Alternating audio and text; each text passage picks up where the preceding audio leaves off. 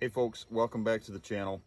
Welcome to another Built by Whitetails segment. We are out on the farm here today in central Kentucky, out on the home farm, and we are working on another piece of the puzzle that I wasn't quite able to do until this spring because a kind of a chore list that we had to get done before. I had some mulching on this in this draw here, guys, that I had to do. There was a piece of the transition that I wasn't able to do last year, 2 years ago, following and logging, and I was able to get that done, and now I'm kind of putting the finished touches on it. One of the thing that we're doing today, guys, now that that is done, my doe bedding on that all sits below the transition. So the transition is about half, or the top third, if you will, of that draw.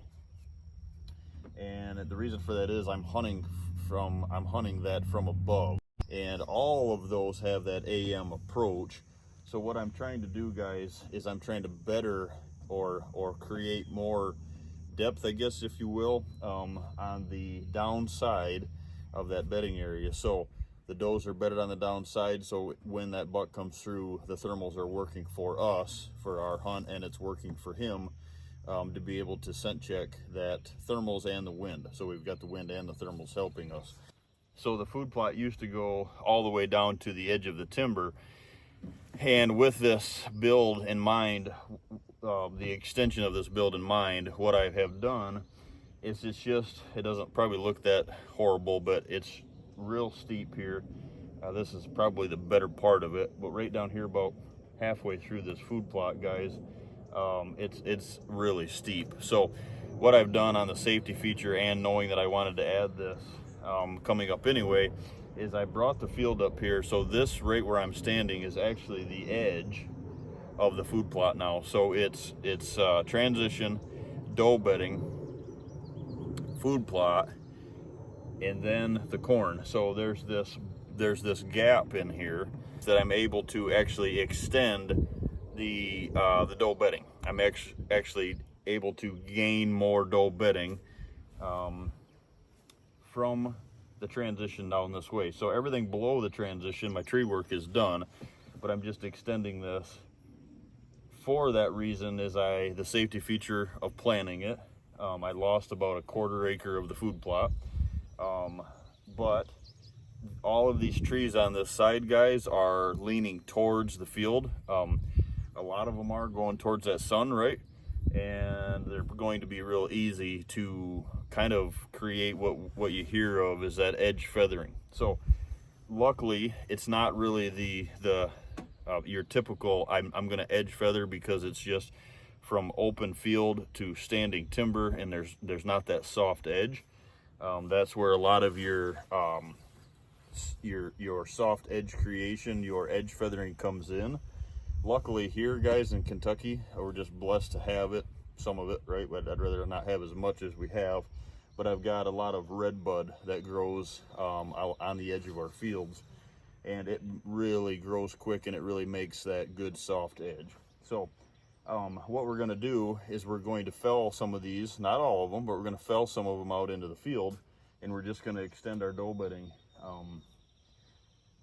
It's just a perfect situation, right? So really looking forward to this step. I'm going to try to, in between the raindrops here, we were doing some food plot work and got rained out, and then I had to finish that today, and of course now we're out here trying to do this, and it's raining. It's one of that time of the year, right? We love the rain. Just wish it would give me a gap here when I'm trying to get things done. So what you can see through here, guys, is I've got a bunch of my walnut in here. Just happens to be a part of the farm where a lot of my walnut is. So of course I'm not going to hinge cut the walnut. It's easy to get to later. It's already been logged, but it's easy to get to when that log value is ready, or those trees are ready to maybe cut the next time. But any cedar that's obstructing some of that, or making some of that sunlight obstructing any of that good growth, we're going to fell out into the field. Anything around those walnuts we're going to fell down, and I'm going to try to hinge cut most of this, guys, because I'm going to fell it out into the field, let this regen, and we're just adding that bedding feature out into it.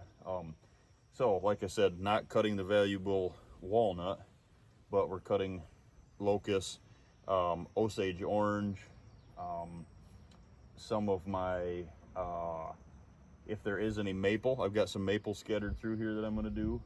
So what I'm going to do, guys, is I'm going to kind of let the camera roll here.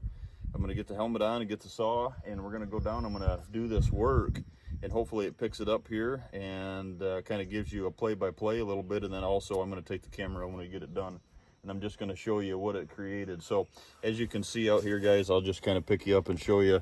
This is the edge of the field, so you can see food plot right here, and then the extended bedding area. This grassy strip down through here is what we're going to fill these trees into to try to extend. So instead of having, maybe 20 yards or 30 yards of that correct bedding off the edge of the transition, I'm probably going to have 50 to 75 yards of it now right out through here, and it's right on the food source, and it goes right into my corn. And I'll try to show you how this all works and why we do this. Right, we're taking that second story of canopy away, so that sun, now this is facing north, but we're letting that sun penetrate in further into that bedding area, so it's better, it's making that habitat better in that doe bedding area, and it's also extending the doe bedding, giving it some structure out here on the edge of the field. So edge feathering, but kind of a little mix of some soft edge and some doe bedding extension.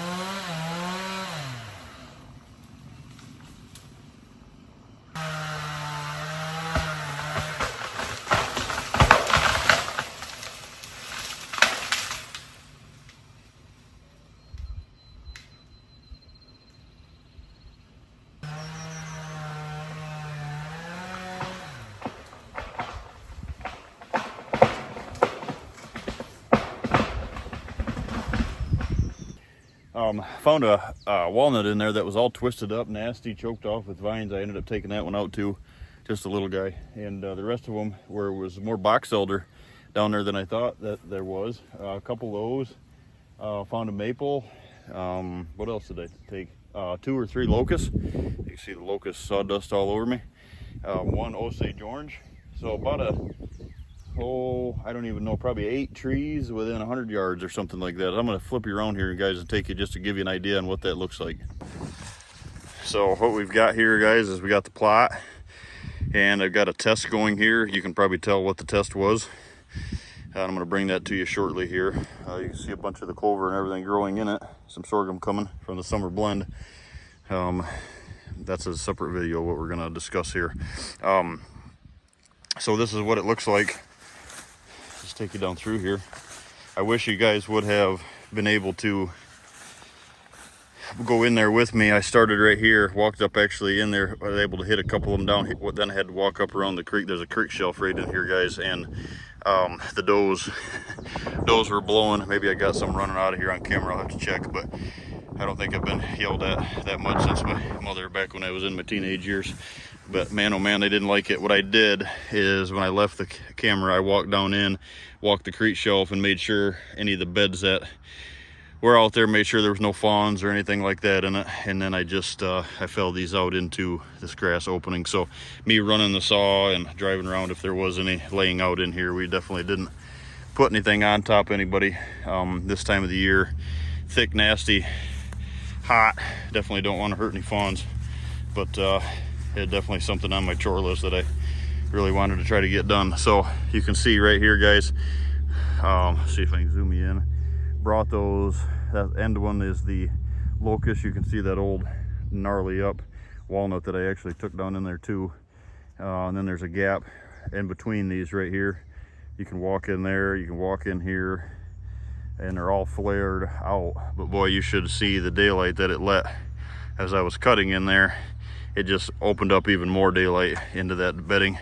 So not only got the correct daylight in there that we were looking for, edge feathered these out, or feathered these out into this area now that we're just going to let grow back feral, and just gaining.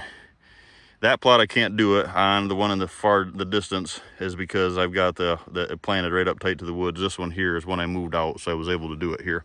So really a benefit.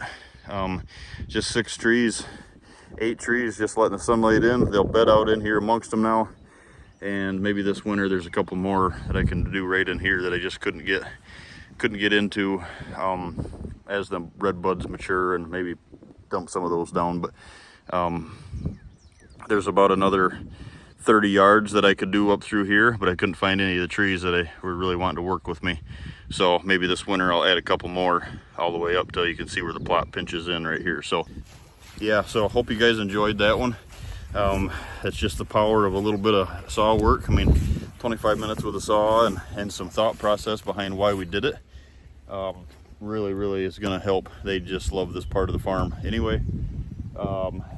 It's actually one of the spots that I can see from the house in the distance about 200 yards from here, and we can watch the deer transfer out of these bedding areas right up in the food plots, right up in the corn on that. But we definitely gained a bunch of square footage, if you will, in this doe bedding. Thanks, guys.